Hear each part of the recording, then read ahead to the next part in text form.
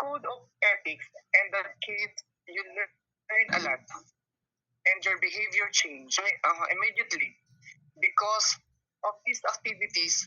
A lift up to uphold by professional by the teacher.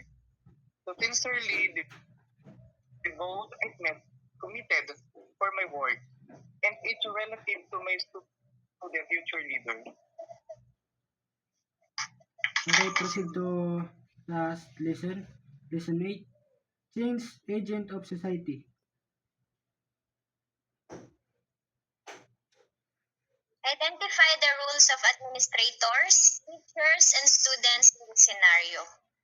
Well, the administrators, they are the one who manage schedules, monitor sessions, and ensure the resources. They are also provide and create supportive learning environment. The teachers have different tasks and help one-on-one support and also track the student progress by assess student learning progress. And the teacher acts as the primary facilitator of learning, and they are also the role model of the social change.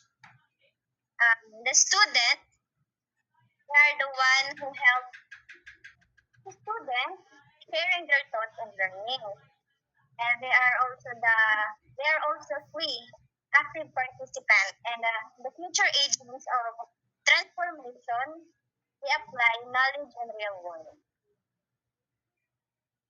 Explain how these efforts contribute to educational and social change. These efforts improve literacy, build confidence, promote collaboration, and strengthen school community partnership. Together they uplift education while fostering unity and shared responsibility in the community. Okay, how can ARAL be a model for schools as an agent of transformation?